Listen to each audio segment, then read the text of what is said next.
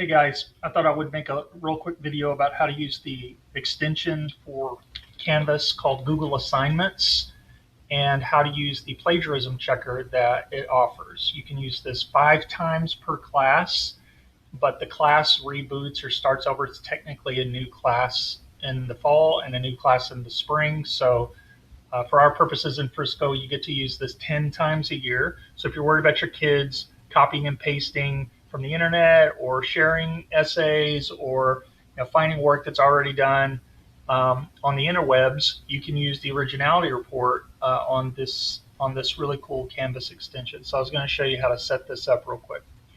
So what you're going to want to do is you're going to want to go to your modules or wherever you want to put your essay or assignment. So I'm going to walk you through this part real quick. I'm going to add an essay. They're about to write an essay this week on the Mongols, so I'm going to add it under my 1200 to 1450 unit. And so you just click on New Assignment for whatever module you want. I'm going to call it Mongols DBQ. And I'm going to go ahead and add the item. I'm going to go down here and find it. There it is. I don't have a cool little emoji thing yet. And one real quick thing before you start adding or connecting your Google Assignments extension, what you want to do, especially for any kind of formal writing assignment, is you want to add a rubric before you hit the edit button.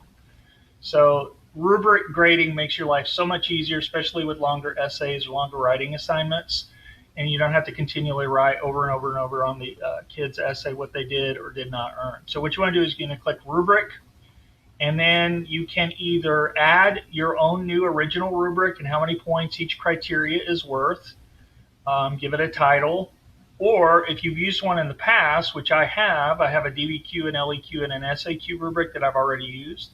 So they're going to write a DBQ, so I've already done this step, but if you haven't done this step, then obviously you need to do that, and this is what it'll look like. So here are the things that we've taught the kids: the contextualization, how to write a thesis, how to use documents, blah, blah, blah.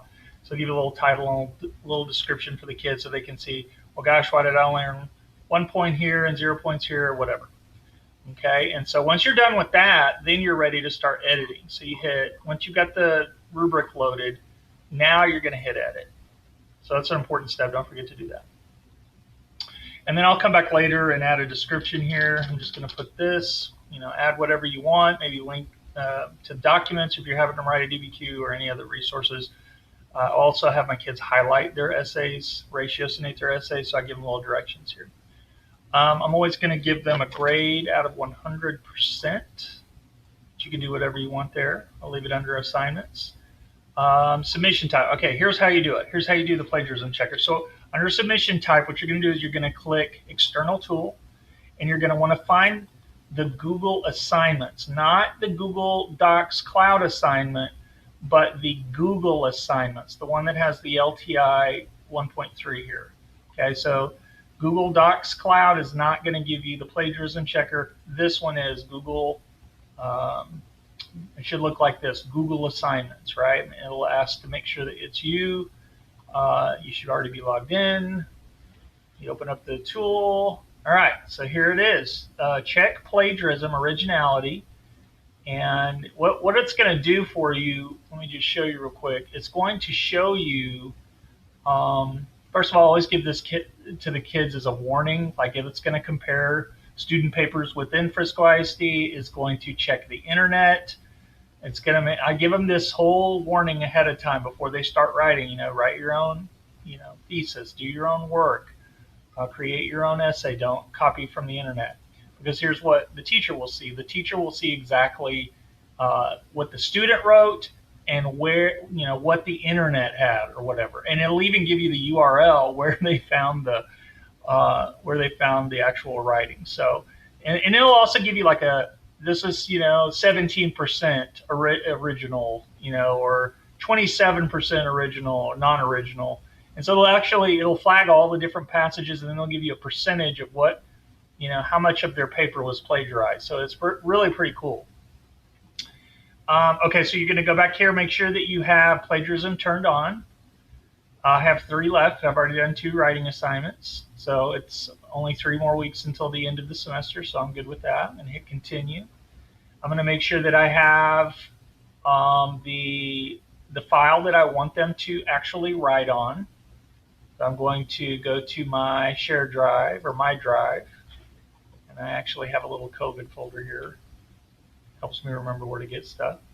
And this is the actual set of documents that I want them to write on. So I'm going to double click on that. Okay, and then I'm going to hit doodle-doo, 100. I don't think I put a rubric here because you've already done it on the Canvas end. So you don't need to do it on the Google Assignments end. Okay, so you can just leave that blank. The due date, I can do that in Canvas as well. You don't have to do that under Google Assignments. So that's it. All you got to do is hit create, and then you've used your plagiarism checker. And you go back to, I guess, go back here, hit select. I always like to load it in a new tab. I know Clayton told us not to do that, but the kids like it better that way. I'm only going to allow them to do this once. This is going to be a timed essay. I'm going to make it available. I guess they're writing it tomorrow, and you can add the time or whatever you want, and when it's due. This is a timed essay, so I generally give them to the end of the class period. And then that's it, kids. So that's how you do the plagiarism checker. And then once you're grading it, you can go back and you can look and see.